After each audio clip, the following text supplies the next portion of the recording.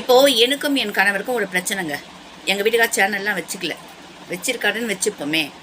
எனக்கும் என் கணவருக்கும் பிரச்சனை, எனக்கும் என் பிள்ளைகளுக்கும் பிரச்சனை அப்படின்னா, இதை நான் என்ன பண்ணணும்னா, ஒரு நல்ல படித்த பெண்மணியோ படிக்காத பெண்மணியோ குடும்பத்தை எல்லாரையும் கூப்பிட்டு உட்கார வச்சு, உனக்கு என்ன பிரச்சனை, உனக்கு என்ன பிரச்சனை, உனக்கு என்ன பிரச்சனைன்னு பேசி தீர்த்து முடிவெடுத்து அதை சொல்யூஷன் கண்டு குடும்பம் பிரியாமல் பார்த்துக்கணும். அதுதான் நான் செய்வேன்.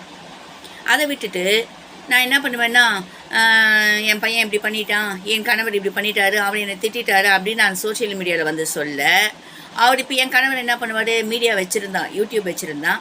அவர் ஒரு யூடியூப் ஆரம்பித்து என் மனைவி இப்படி பண்ணுறா, என் மனைவி அப்படி பண்ணுறா அப்படின்னு என்னை பற்றி சொன்னால் எனக்கு என்ன வரும், திரும்ப கோவம் வரும். திருப்பி என் கணவரை பற்றி நான் சொல்வேன். அப்போது பிள்ளைங்க ஒன்று தாய்க்கு சப்போர்ட் பண்ணும், இல்லாட்டி என் கணவருக்கு சப்போர்ட் பண்ணும்.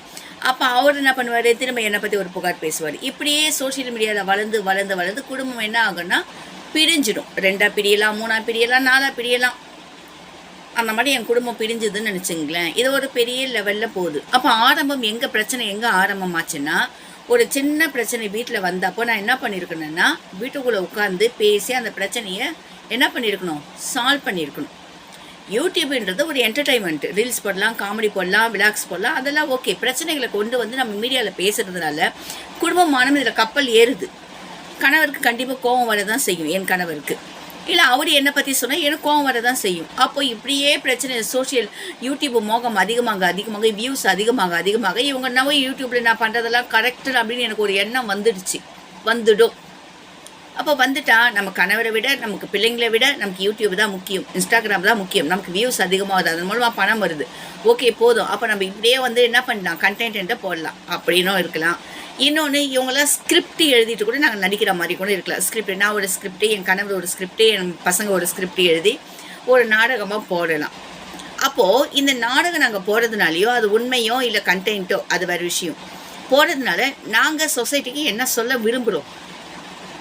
அப்போ புதுசாக கல்யாணம் ஆனவங்களுக்கு வீட்டில் ஒரு சின்ன பிரச்சனை வந்தால் அதை மீடியாக்குள்ளே கொண்டு வாங்க, மீடியாக்குள்ளே கொண்டு வந்து அதை பெருசாக்குங்க, 3 மாதத்துக்குள்ளே டைவர்ஸ் வாங்கிட்டு பிரிஞ்சு போயிடுங்கன்ட்டு இளைய தலைமுறைக்கு நான் சொல்லித்தரேன்னா அது சரியா? சரி, என் குடும்பமே பிரிஞ்சிச்சுங்க. எனக்கு ஒரு கொலை மிரட்டல் விடுறாங்க. நான் எனக்கு ஒரு கொலை மிரட்டல் வந்தால் நான் போலீஸ் ஸ்டேஷனில் போய் கம்ப்ளைண்ட் பண்ணுவேன் இல்லையா? அதை விட்டுட்டு நான் மீடியாவில் சொல்கிறதுனால எனக்கு எதாவது பிரயோஜனம் இருக்கா? அப்போது இதை நான் மீடியாவில் சொல்கிறதுனால நான் என்ன சமுதாயத்துக்கு சொல்ல வரேன்? என்ன மாதிரியே நீங்களும் இருங்க. ஒரு சின்ன பிரச்சனை வந்தால் டைவர்ஸ் வாங்குங்க, ஒரு சின்ன பிரச்சனை வந்தால் யூடியூப்பில் பேசுங்க, உலகமே பார்க்கட்டும், குடும்பமானத்தை கப்பத்தில் எடுத்துங்க. ஏங்க இது குடும்பம் மட்டும் இல்லைங்க, நம்ம சொந்த பந்தம் எல்லாமே பார்க்குதுங்க. எங்கேயோ இருக்குது நம்ம சொந்த பந்தம், எங்கெங்கேயோ இருக்கிறாங்க, எல்லாருமே பார்க்குறாங்க. இன்னார்